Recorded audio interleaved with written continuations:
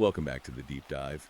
Today, we are definitely not wading in the shallow end. We are going straight into the deep, dark waters of, I guess that's institutional history, gender dynamics, and what one author calls the total capture of Western civilization. Yeah, it is, it's a lot. It's a massive topic. Look, if you are a man who has ever felt like the deck is stacked, or if you're just trying to understand the nuts and bolts of the modern culture war, you really need to lean in for this one. This is hands down one of the most provocative texts we have covered. I mean, it is dense, it's angry, and it is incredibly specific about the how and the why of our current social landscape. Right before we completely unleash this, I want to ask you right now to like and subscribe to the show.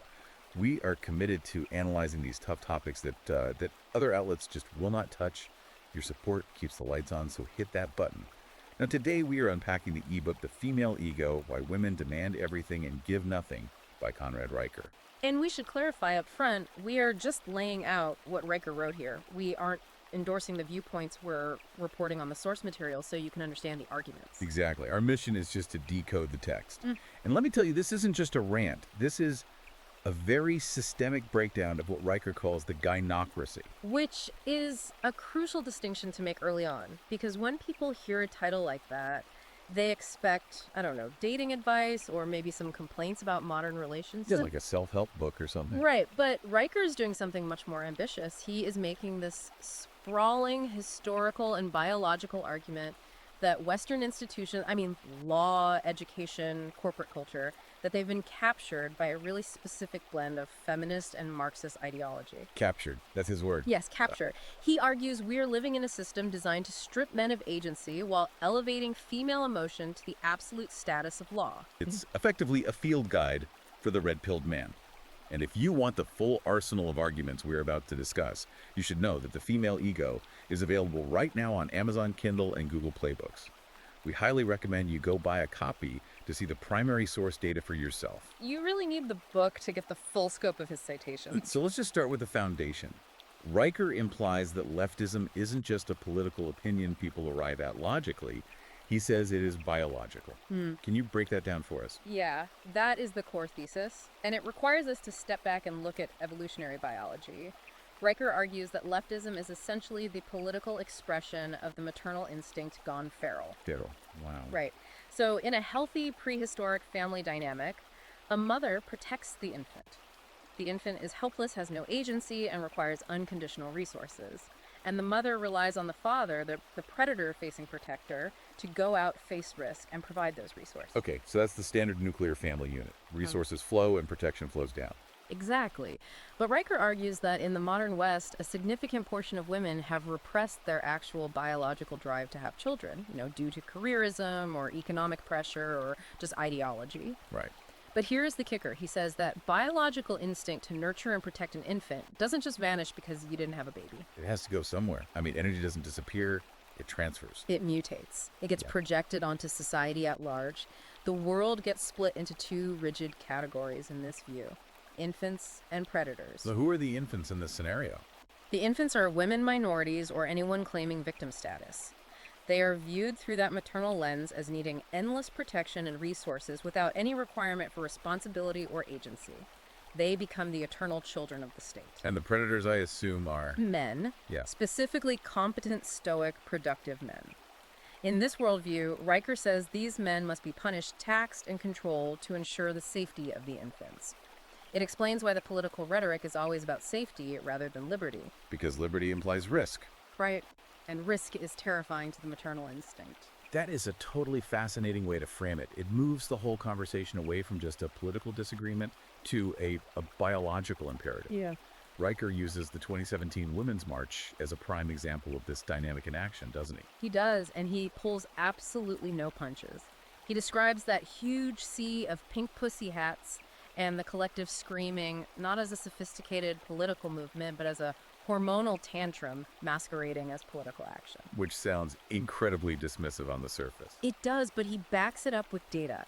He cites studies in the book linking that specific kind of mass protest participation to histrionic traits. Histrionic meaning highly emotional, attention-seeking behavior. Precisely. And he points to the neurochemistry of it. He argues that these crowds are getting oxytocin surges, that is, the bonding chemical usually released during breastfeeding or nurturing a child. Yeah, but instead of deriving that chemical hit from nurturing new life, they're deriving it from collective anger. They're bonding over the destruction of the predator figure, which in that specific case was Donald Trump, rather than the raising of a child. So it's the maternal void being filled by political rage. That connects directly to his points on Marxism, too, because I've always wondered why the marriage between modern feminism and Marxism is so tight, considering their histories are quite different. Well, Riker says they are a perfect psychological match, because Marxism mirrors that exact infant-mother dynamic, but on a state level. Marxism promises resources, food, housing, healthcare, without the requirement of risk or competition or production. It fits the maternal worldview perfectly. I exist, therefore I deserve. Yes, and Riker calls the modern iteration of this the shikonomy. The shikonomy. I assume that relates to consumer spending. It does. He points out that women control about 85% of consumer spending in the U.S., but they simultaneously demand that men produce the actual resources to fund it. The infrastructure, the energy, the raw capital. He ties this directly to modern social media trends. Things like girl math and lazy girl jobs. I've actually seen those. Girl math is usually a joke on TikTok about how if you pay with cash, it's technically free. Or if you return something, you made money. Right, but Riker argues these aren't just harmless jokes. He says they are cultural confessions. They reveal a worldview where the goal is consumption without production, and where economic reality is malleable based on your feelings. It is the idea of the state as the husband. You get the provision without the partnership. Man, that's a heavy concept. The state replacing the father.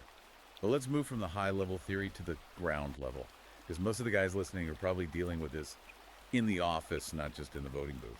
This is where Riker gets into the concept of the cry bully. Yes, this is one of the most tactical chapters in the ebook. The cry bully is an archetype of someone who weaponizes vulnerability to dominate a situation. So it's not just about being sad. No, it's about using that sadness as a bludgeon. Riker cites an MIT study regarding tears in corporate meetings. The findings were essentially that when a woman cries during a professional dispute, it acts like a tactical nuke. Tactical nuke. That implies it ends the war immediately. It immediately shuts down logic. The man who is arguing facts is now by default the aggressor, regardless of who is actually right or wrong on the merits of the work. Riker calls it lacrimal authority. Lacrimal meaning related to tears. Exactly. It creates this massive double standard where a woman crying is seen as emotional expression or passion, but if a man were to cry, he is seen as unstable or weak. Or just completely unhinged. Right.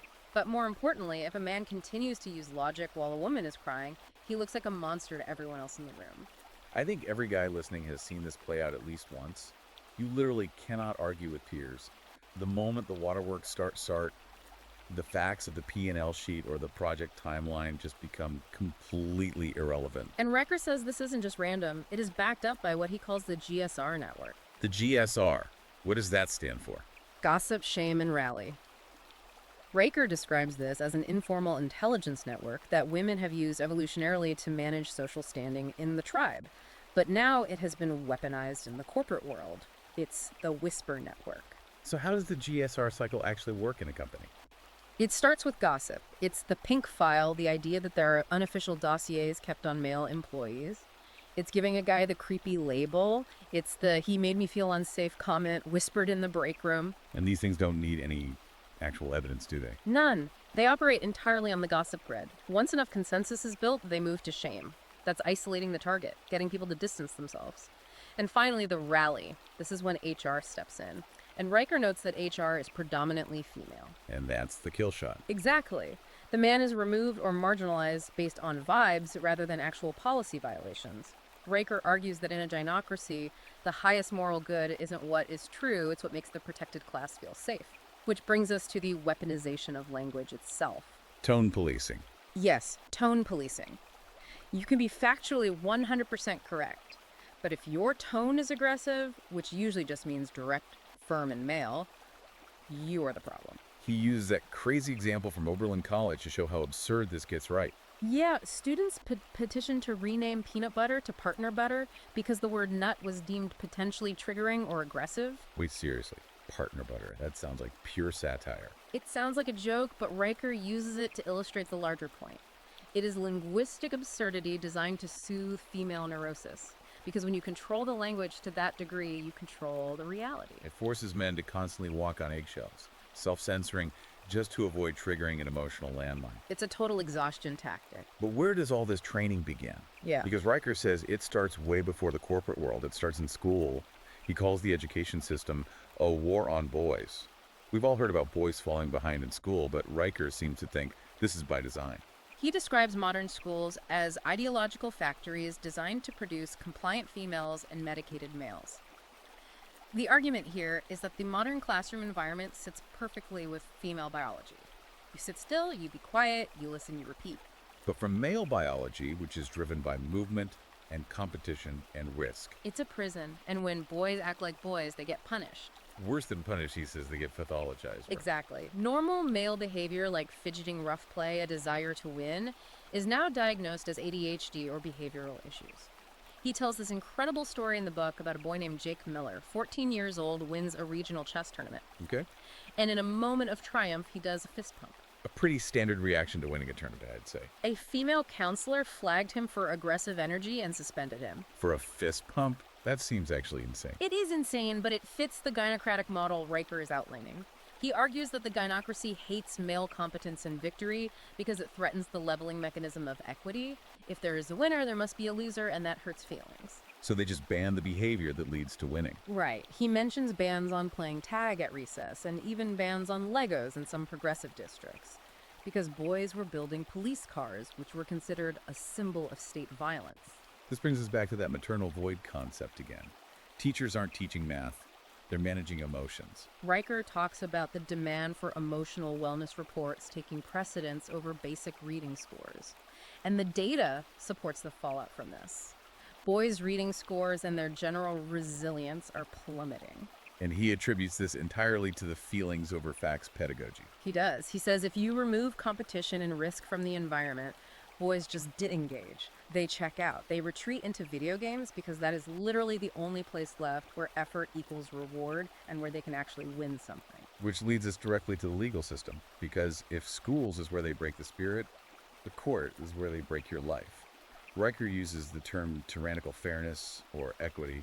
How does this play out in the courtroom according to the book? This is where the biological double standard gets codified into hard law. Riker contrasts the PMS defense with toxic masculinity.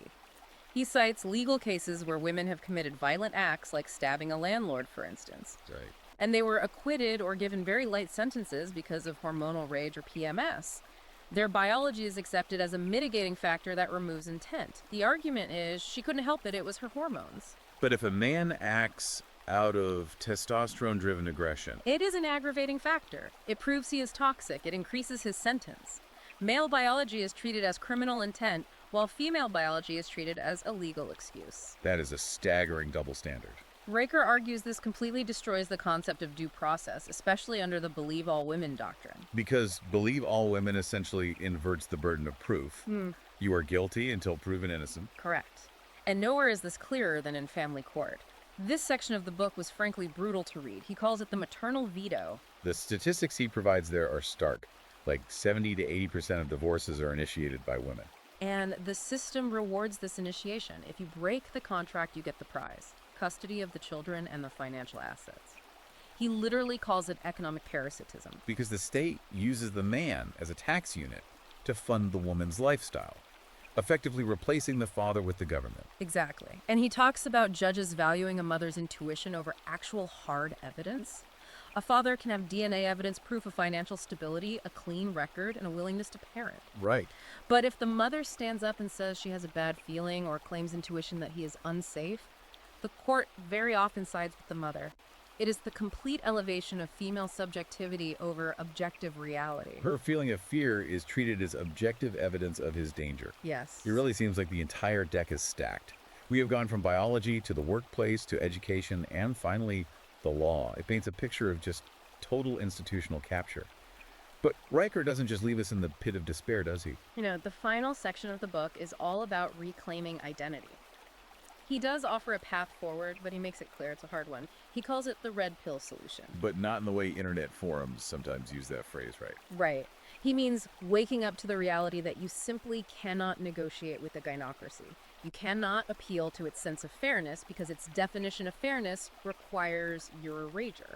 So what is his actual strategy, then? It starts with male-only spaces, and he is very clear. He is not talking about a safe space where guys sit in a circle and cry about their feelings. Because that would just be replicating the feminine model of processing. Exactly.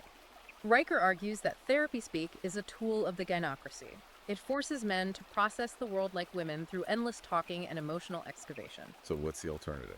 He suggests groups like the Iron-Packed Men's Sheds and the All-Males Forum. These are spaces centered entirely around doing things. Activity over empathy. Correct. Brotherhood is built shoulder to shoulder, working on a task, not face-to-face sharing secrets. Riker says men need places where they don't have to apologize for male nature. Things like strength, stoicism, leadership aggression. He calls for a complete rejection of the blue pill conditioning. The blue pill being the belief that if you just play nice and follow their rules, the system will eventually reward you. Which he says is the big lie. That is the lie. Riker says that equity is a trap. If you agree to play by the rules of equity, you have already lost because the rules are actively designed to handicap you. He calls for a total rejection of the apology. Do not apologize for being a man. Do not apologize for winning. And do not apologize for being objective. This also connects to the aesthetic war he mentions in the book, the way men are portrayed in media versus women. Oh, the bumbling dad trope. Yes. You turn on any commercial today, and the father is a complete idiot who can't figure out how to operate a dishwasher, while the mother is the girl boss keeping the entire universe together. It's everywhere. Riker says this is an aesthetic ridicule designed specifically to lower male status in the eyes of his own children. He urges men to reject this by becoming just undeniably competent and strong. Competence is a form of rebellion. If you are physically fit, financially independent, and psychologically sovereign, the ridicule just bounces off you. The final message of the book is that the spell of the gynocracy is broken by awareness. Once you see the maternal void for what it is, which is a biological drive misdirected into tyranny, you stop respecting its authority. You stop reacting to the tears, you stop fearing the gossip, you withdraw your consent from the institutions that hate you. You build your own economy, your own networks, your own families on your own terms. Riker's point is that we are looking at the history of our institutions before and after they were captured. And according to him, the capture is total, but it is not irreversible. But the reversal doesn't come from fixing the old broken system. It comes from building a new one that makes the old one obsolete. Exactly. It's a call to build something real. If the current structures are built on a maternal void, which is just an emptiness that demands everything and gives nothing, then the only way out is to build structures based on substance reality and reciprocity. And that is the question every listener has to answer for himself. Are you going to keep playing a game that is totally rigged against you, or are you going to flip the table and walk away? It's not an easy choice at all, but Riker argues it's the only one left, if you want to retain your soul. This has been a really heavy deep dive, but a completely necessary one. We want to remind you to follow the author Conrad Riker at Conrad Riker on Substack. His work is ongoing, and the analysis there is incredibly sharp. And again, this conversation barely scratched the surface of the data Riker presents in the text. The historical footnotes alone are worth the price of the book. He goes into deep detail about the legal precedents and the specific policy changes in the 1960s that paved the way for all of this. Exactly. We give you the overview today, but you need the actual manual. Go to Amazon Kindle or Google Play Books right now. Buy The Female Ego: Why Women Demand Everything and Give Nothing. You need the full text to understand the depth of the argument and to armor yourself against what is coming. Knowledge really is the only defense here. And finally, if you value this kind of deep analysis of tough, controversial topics, if you want us to keep bringing you the books that the mainstream media wants to completely bury, please like and subscribe to our show. It helps us keep digging. Thanks for listening, and stay awake out there.